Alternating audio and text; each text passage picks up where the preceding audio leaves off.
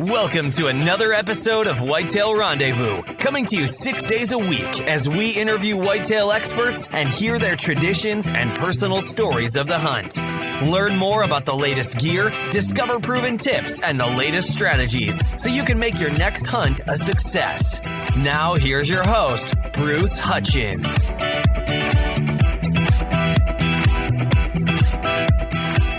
This is Whitetail Rendezvous Podcast with your host, Bruce Hutchin, episode number 273. Welcome to another episode of Whitetail Rendezvous.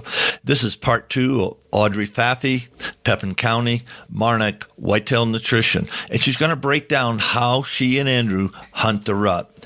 In the beginning, in the seeking phase, the chasing phase, the lockdown phase, in the post-rut phase. Bucks are available. Mature bucks are available to harvest, to put on the ground during these periods of time. She's going to break it down to us. So sit back, have a note and paper, because you're going to want to take notes on what this lady has to say, because she knows whitetail. Hey, listeners, don't forget to text 33444. Food Plot for your free Food Plot ebook. Welcome to another episode of Whitetail Rendezvous. This is part 2 with Audrey Pfaffe from Marnock Whitetail Tradition. And she lives in one of the prime places in the United States, in Pepin County, just north of the famed Buffalo County. And guess what, folks? There's a lot of large bucks. There's spooner bucks in just about every single county in Wisconsin. But some places there are just more of them because of the terrain and minerals and everything else. So, Audrey, and as we ended up yesterday's show, we were talking about the rut and the different phases that you see, and we were even talking about muzzleloader hunting after the rifle season. But let's get back and help the people, because this show is going to be aired next week for sure. And what I want to do is help people understand in western Wisconsin how you and Andrew hunt the early season, and then when it starts turning cold, how you hunt cold fronts, and then how you hunt the seeking phase, chasing phase, the rut, actually when they lock down the does, and then the post-rut. So could you start off with just, the first weekend and the first week or so of the season? All right. So early season, we almost try to stay out of the woods early season unless we've got a good one, really well patterned, because we really don't enjoy hunting early season that much. It's here in Wisconsin, end of September or mid-September, it's still 80, 90 degrees out, and there's still, softball-sized mosquitoes out there that are going to drive you insane. And it's not enjoyable to be out there, for us anyway, especially if, if you do end up shooting a deer that evening, you really don't really have an option to let it lay overnight, because it's so warm, the meat's going to spoil, and it's almost like wasting a deer. And so early season, unless we've got a good one patterned, we'll stay out of the woods. We'll just let them kind of do their own thing, and we kind of focus on a lot of duck and goose hunting at that point. But we will hunt afternoons from time to time, especially if our freezers get low. We want to take a couple does out and do some doe management. So we'll sit on basically just food sources. The middle of the woods is usually so thick, especially all the leaves are still on the trees. It's still really green. You can only see probably 10, 15 yards in the middle part of the woods anyway, even with shooting lanes cut. So basically early season, if we're going to hunt, we're hunting food sources, and we're hunting afternoons only. If you go in there early mornings, during early season, a lot of the times the deer are still out feeding at that point, because they're going to feed when it's cooler out, in the evenings and the early mornings and overnight, just to get out of the 80, 90 degree weather and away from mosquitoes and such things like that. So if we go in there in an early morning, a lot of times we're going to bust those deer out of their food sources, or we're going to, more or less kind of clash with them on their way to their bedding source, or to their bedding area from a food source. And so we'll basically just hunt afternoons only, and we won't even get out there till probably 4 or 5 in the afternoon, just because a lot of times the deer won't come out until that coveted, deer 30, 20 minutes right before it's dark. So I guess that's kind of the only way we really tackle early season. Once it starts cooling down and we start getting some nice cold fronts coming through, we still only usually hunt just late or like later afternoons, but we'll get out there a little bit earlier, maybe 3 o'clock in the afternoon, 2:30, especially if there's a nice cold front coming through, and the high temperatures are going to be in the 50s and 60s versus 80s and 90s. And that actually worked out really good this past Sunday for my hubby. He shot 2 does in 10 minutes from the same tree. His arrows, actually, I've never even seen it before. They both made a complete pass through on the deer and stuck into the ground, and his arrows were only 7 inches apart while they're stuck in the ground. So literally, the does came down the same trail and were in the exact same spot when he shot both of them. So I mean, he was pretty excited. He sent me the text message with a picture of these 2 bloody arrows side by side stuck right in the ground, and he's like, "You can't make this up." So, no, you cannot. No, I'd love to see that picture. I'd love to see. Sure, I'll send it to you, definitely. Let's stop right here. One thing that happened on the farm that I've been blessed to hunt for so many years, they took Garrett took a 180 buck that he watched all summer, had him patterned, knew right where he's going to be, and the buck came right where he's going to be, and he shot him. What do you do if you have a Mr. Wonderful? We're talking 150 or larger class deer, and he's there. How do you hunt him, or do you just let it go and say, I'll catch him later?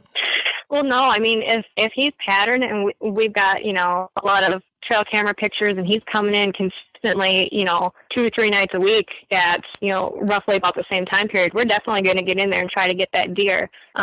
Especially for, I don't really know how it is in other parts of the country, but for where we are, I mean, you can scout all summer. We've got, hours and hours of camera footage of velvet deer, out feeding in the fields that we've tried to get patterned. But for us, it seems like if they shed their velvet, they completely do a 180 and change up their pattern. So it's like, if you can get on them while you can get on them, you definitely should. Like, don't hesitate and be like, oh, well, I'll get him later. He'll be there later, because there's a good chance that he won't be there later. Or there's a good chance that, the neighbor across the road also has pictures of him, and he's going to get in there and get him. So, I mean, if you have a good one pattern, definitely capitalize on it while you can. Don't hesitate, because there's no guarantee that he's not going to get hit by a car tomorrow, or, someone else is going to get him, or he's going to peel his velvet and be, 2 miles down the road.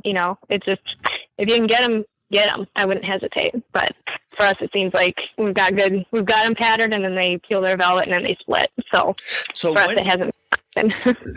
And yesterday's show, we talked about, you'd seen already some immature deer, chasing does because they're starting to get frisky and they don't know what the hormones are doing. They only know one thing: they need to find our girlfriend. And so when does that, you said that's starting right now. So we're at October, 8th, 9th, 10th, when that kicked in your area? Oh, yep. It was on Sunday that my hubby had a 6-pointer chasing a doe. I mean, he was full blown, head to the ground and trotting after her. He said he was grunting up a storm. He was chasing her in circles and circles, and obviously this doe isn't anywhere near coming in heat yet, so she just kind of wanted to get rid of him, but he would not leave her alone. And I feel like it's starting a little bit earlier this year, but we have had a decent cold front come through here in the past week, and after Thursday, it's actually supposed to cool off a lot and be lows in the high 20s by the end of this week. So I think maybe the little guys are starting to get frisky because of changing temperature, and the does are kind of off on their own now that they've kicked their fawns away and stuff. So they're trying to get it in before the big guys come in and push them out of the area and I guess whip them a little bit. So, but yeah, it seems like it started a little bit early this year, but it's still fun to see. I mean, for us, it's entertaining to see deer interacting and doing what they're supposed to do. It's fun for us.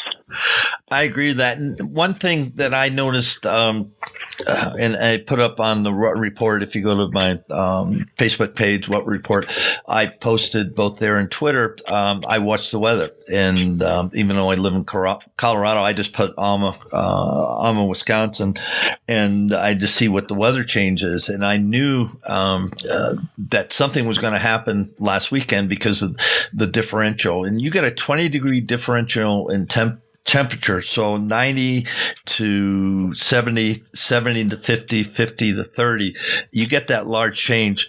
The deer are going to move. And that's scientifically founded. The deer are going to move. So you have to pick your steps and just pick your stands. Now, in a cold front, what kind of stands do you like? Over food plots or in transition areas or close to bedding areas? Where do you like to set up? Just for me personally, I like transition areas a lot because they seem to be a lot less, wary about when they're in a transition area. When they're in a bedding area, they're kind of on high alert because, they're staying in one spot for a longer period of time. So they got to be, their guards up a little more. When they're in a food, on a food source, same thing. They're going to be in that area for a longer period of time. They're going to be eating. They're going to be doing stuff. There's most likely going to be more than one. So their guards are going to be up. They're going to be a lot more alert. When they're in a transition area, it's more or less they're kind of just on a mission to get from point A to point B. And obviously their senses are great and they're always, they're always aware of their surroundings and on alert, but it almost seems like they let their guard down a little bit when they're just cruising through from one area to the next because they're not in that area for a long period of time. And especially for me, I try to hang my stand 20 to 30 yards off a main trail so that I can get a shot, within a comfortable shooting range of them on that trail. I don't want to be right on top of the trail because then I'm not going to have a very good shooting angles because I'm going to be literally right on top of them. It's going to be a steep angle and they're going to be more aware of my presence being that close to them. But if I'm off the trail a little bit, I'm going to have, a good 20, 30 yards to draw and get, I'm not right on top of them. They're usually not looking 20, 30 yards to the left or the right of them. They're usually looking in front of them and above them. And especially if it's a transition area, they're focused on getting to that food source or getting to that bedding area or getting to that water source. So they're kind of focused on that versus the little trail they're walking on. When you think of transition areas, do you take into account the topography of the area, or how? I guess the question is, how do you define a transition area? Because we know they have bedding areas and they're going to feed or they're going to go to water at some time during the day. But do you look for specific topography to set up your stand, or how do you choose your stand site? A lot of it has to do with, we do a lot of like early season or preseason scouting, especially like in the winter time. It's a great opportunity to do that because you can physically see their trails and their footsteps in the snow. So you can see, what trails they're taking, what routes they're walking and stuff like that way better than you can obviously in the summertime when all the leafy green forage and stuff is all grown up. So it's a lot of time when we're shed hunting or whatever in the spring, we can see, look, they actually do come through here a lot more often. Or, we thought they took this trail, but it looks like they're walking way more on this trail. So we'll scout early. We'll figure out exactly where their footsteps are, where they're walking. And then from there, we'll try to find a decent tree or a decent spot that would be a good setup, 20, 30 yards from that spot.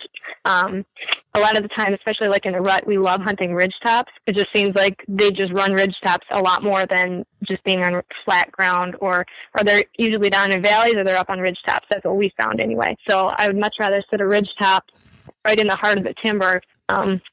Pretty difficult to get to. It's off the beaten path by a lot, but it seems like they'll run those a lot more in the rut than they will, be out in just a cornfield or a bean field or something like that. So definitely terrain has a lot to do with it. But for the most part, just early season scouting and figuring out where the deer are versus where we think they're going to be is what we try to do. Let's talk about the seeking phase. In your opinion, the seeking phase happens when? Usually for us, it's right around that Halloween. The does aren't coming into heat just yet, but they're getting there. And some of the bigger does might be coming into heat because it's based on weight for when they come into heat. Like some, this year fawns, if they're born a little bit earlier, or maybe if they were a single doe fawn versus a triplet, she's going to be a little bit bigger and heavier. And usually once they hit about 60, 65 pounds, they can start coming into heat. So some of the heavier does that maybe didn't have a fawn this year, they might be coming into heat a little bit early.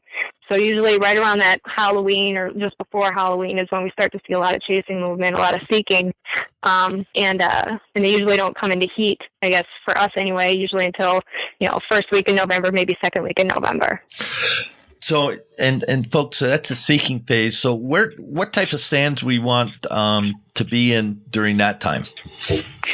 Definitely during the seeking, you want to be where there's going to be the most amount of deer. Like, I guess what I'm trying to say is if there's a ton of does coming into a food source, you want to be where those does are going to be because they're going to be a buck magnet. If there's one that is in heat or might be coming into heat, there's going to be a buck on her. And so I guess if you find the does, you're going to find the bucks. So if the does are, still out in a lot of food sources, I would hunt food sources. If they're, if they're going to be in a cornfield and they're constantly coming to this cornfield, I would sit off that cornfield just a little bit, maybe on a main trail that they're taking to get to that cornfield, somewhere where there's going to be a good amount of deer and does congregating, hanging around, and they're going to be bringing in the bucks. Like, as far as I'm concerned, live decoys are the best decoys. So if you can find a doe that's, in the area, I'd sit where that doe is going to be. Well said. Then chasing happens, and to me, once the chasing phase begins, all bets are off. You got to do one thing. You got to be in the woods, and I try to do all day sits during the chasing phase. Your thoughts? Absolutely. For us, we found, as we spoke on the part one, that it's so sporadic and it's so random where these deer could be. I mean, it's like you said, all bets are off. They have one thing on their mind, and that's find a girlfriend, get her bred. Find another girlfriend, get her bred. That's what they want to do, and they really won't rest until they do that.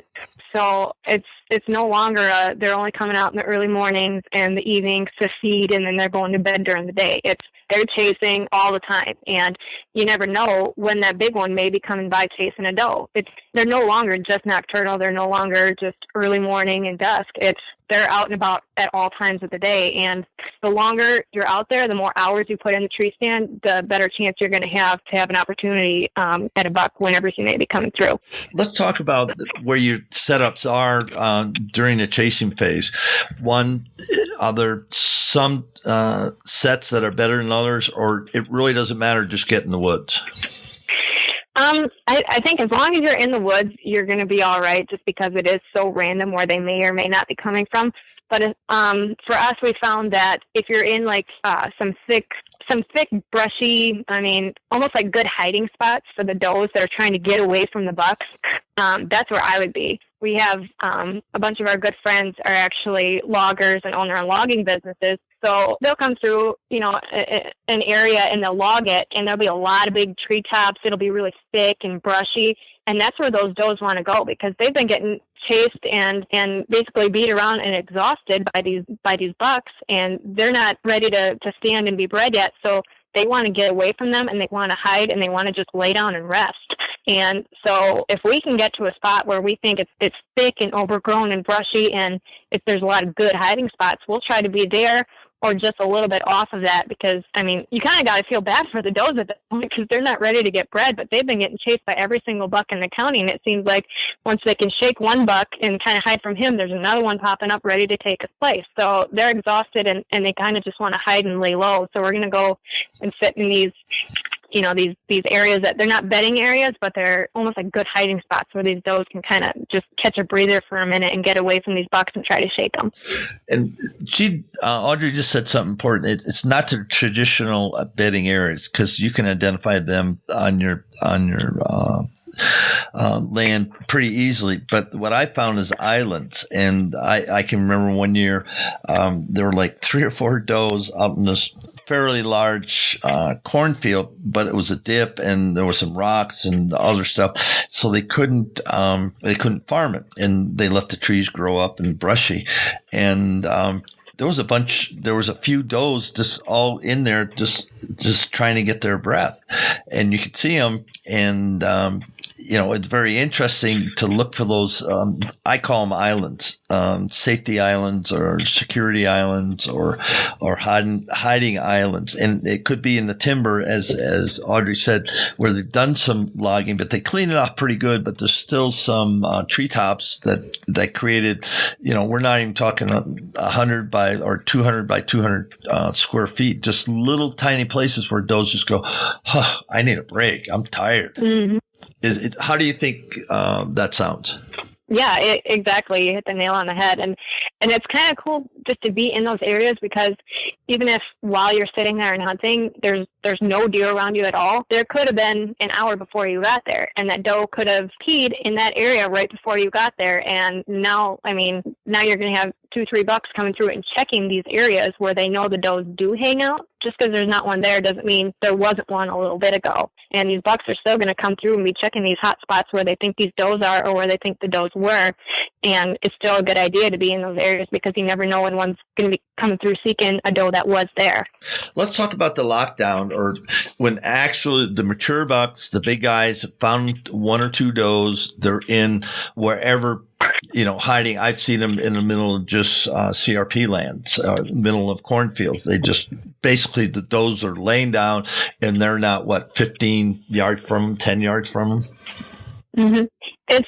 It's such an exciting time. I mean, I actually do know a lot of people that don't even care to hunt that period of time, because I've heard them say it a million times, oh, well, the big boys are all locked down, so I'm not even going to go out. And it's like, for me, that's one of my favorite times to be out, because I think I have a lot of my dad in me with this aspect. Is I love spot and stalk. I just crave to do it. I feel like such a predator to be out there and to literally be stalking them like a mountain lion or whatever, and to creep right up to them when they don't know you're there is just such a thrill. I mean, I did my a spot and stalk last year, and I closed the distance from 120 yards to 10 yards on this deer. And by the time I get up to him and I'm just about ready to draw, it picks up its head and it turns out that it's a nubbin.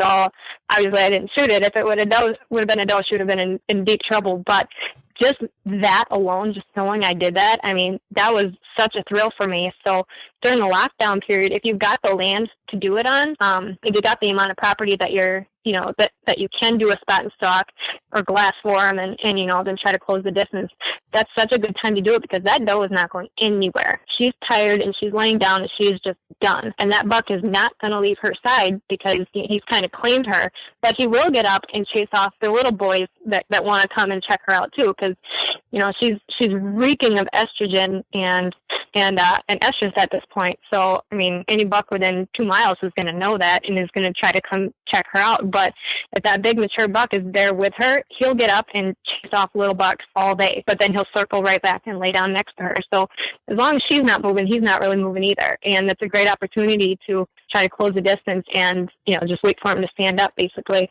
I guess the first time I really seen that happen, I think I was maybe 17 or 18, and I had this great spot out in the timber, and it was during this lockdown period, and I had seen, it was one of my better nights in the stand. I must have seen 7-8 different bucks come by, and the biggest one that was up cruising on his feet was maybe 120-inch 8-point. It was just a lot of the younger bucks that, were seeking the doe, that they weren't mature enough to be the big boy on campus to get her locked down and to be down there with her. But they're in the seeking phase, and they're all rutted up and they're rubbing on trees and they were sparring and they were acting tough. But this big buck, the biggest buck that I've ever had an opportunity at, was laying down with this doe, and she was bedded maybe 70, 80 yards from my stand, and I was there for an all-day sit, and he was right next to her all day. And I kid you not, they were bedded down for 7 or 8 hours. She did not move an inch. She didn't flick an ear. She didn't anything. Laid down for 8 hours. But this buck, every time one of these little guys, they'd cruise right past my stand. They'd make a beeline right for her. He'd get up. He'd grunt. He'd roar. He'd snort wheeze. He'd chase them off. He got in a little bit of a fight with one of them. And then he'd kind of circle around and be all bristled up, and he lay down right next to her. And I actually got to sit here and watch this all day, this awesome scene unfold. And then right at dark, I couldn't see my pins anymore. It was way too dark to shoot or anything. She gets up, just takes her dear sweet time, walks straight down the trail right to me to 35 yards, perfect broadside, and he was right next to her. I mean, he had to be 160-inch 10-point. He's just beautiful, perfectly symmetrical, and we actually nicknamed him the Buffalo because he was so bristled up, so dominant, and just chasing these little guys around all day. I mean, the body on this deer was just incredible. So we named him Buffalo, and he just took with her all day. And, I mean, the only time he got up at all was to chase off the little guys. So it was so fun to sit there and watch that unfold. And it's one thing to read about it, it's one thing to, you know, to watch the pros tell you about it on TV, but it's another thing to actually sit in there and see it happen, and especially for them to have no idea that you were there watching this awesome thing unfold. It was one of the better nights I've ever had hunting. I wish I had been there. That sounds just like, wow, because you're really there. And I can remember a couple of years back, my buddy who's been hunting a long time, we got set up and everything, and he had shot a doe. So I said, okay. And it was during rifle season. So I said, I'd go up and help him. And then all of a sudden, I see these bucks chasing. And I go, Dick, look, they're chasing. He goes, what? I said, yeah, they got a rodeo going on. And the poor deer, the poor does, I mean, she got 3 bucks on them. And so there was one mature buck in there, and he came out and took a breather in the field before he went back into the fray, and I shot him because he just took a breath. And the funniest thing is, I double lunged him, and he just stood there like he'd never been shot. And then he went back, jumped over the fence, and then, you know, tried to re-engage. Obviously, he was dead. And it was just amazing because I thought I missed him. I said, no way I missed him, which I didn't.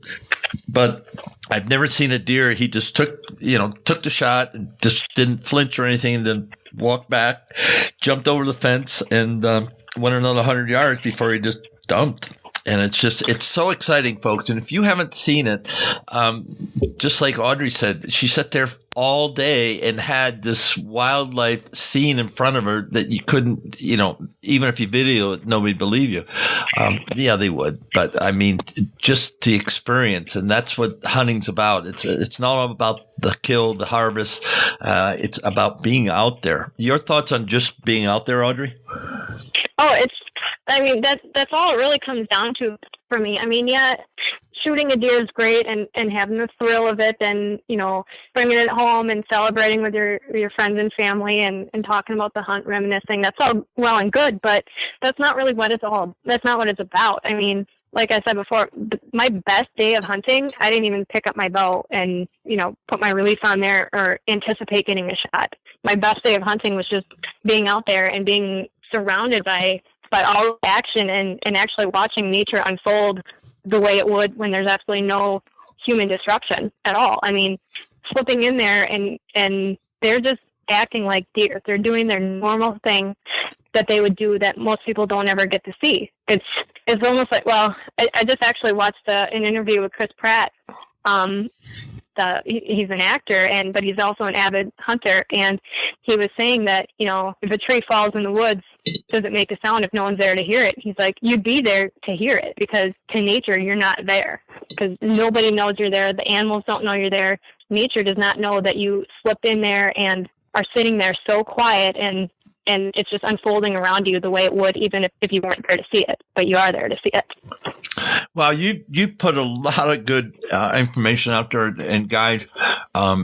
This is the second part. So, Audrey, how do people get a hold of you, find out about Marnik Whitetail Nutrition? So just share your social media stuff, and then we're pretty close to wrapping the show. I'm on Facebook and Instagram and Twitter. My Facebook is just facebook.com/Team AA or facebook.com/Monarch Whitetail Nutrition. My Instagram is Audrey_Pfaffe_28. And on Skype, it's Audrey.Pfaffe28. Thanks so much for that. And you got the time in the show right now to give some shout outs to friends. And hey, let's give a shout out to your neighbor, Jimmy Davis. And Jimmy, he's got some good photos this fall already, so I wish him well. So give some shout outs to friends and neighbors, and then we're going to wrap the show. Hey, I guess obviously a shout out to my dad, Tim Peterson, who got me into hunting, taught me everything I need to know. I'm an only child, so I'm my little daddy's girl, but I'm also the son he never had, which is why I would go to Sunday school in my little pink church dress, and then immediately afterwards change into my little muddy rain boots and my blue jeans and go feed cattle with him, and then go hunting with them. So it was kind of cool that, I got to be, I guess, the best of both worlds from my dad, as he always says.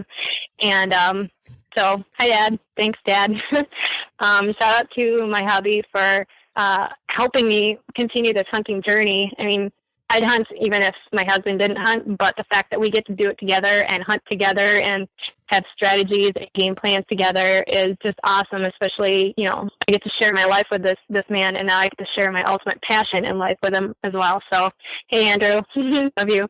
Shout out to my good friend Trevor Dreyer. He's pretty awesome hunter, and the fact that he's allowed my husband and I to hunt his property, help him manage his property. I've shot several deer on his property, so was my hubby, and so thanks, Trevor, for letting us be a part of that. And shout out to my mom for getting into hunting and actually wanting to get into hunting and experience it with me, and especially that she's figuring out that when I say shh, it means we gotta be quiet because there's a deer coming, and if I say don't turn around, there's a deer coming, that she's actually not turning around anymore. So that's pretty exciting. So I guess, it's just my friends and family. Hey guys, love you all. Thanks so much, Audrey Pfaffe, for being a part of the Whitetail Rendezvous tribe across North America. And we continue to grow simply because of people like Audrey that just shares as she has these last two episodes. So on behalf of Whitetail Rendezvous, Audrey, thank you so much for being a guest on our show. Thanks so much for having me. Now, folks, make sure you listen to the next episode. AJ Gall, community director of Legendary Whitetails, is going to talk to us about his rut forecast for 2016. It's going to break it down into 4 different segments or targets or indicators, as I like to say, of the rut. So stay tuned. It's going to be an awesome show. You're going to tell your friends and neighbors all about it. Thanks for joining us. Be sure to tune in tomorrow for another episode of Whitetail Rendezvous, where you can listen and learn from the experts so you can be more successful on your next hunt. Until next time, listen, learn, and succeed.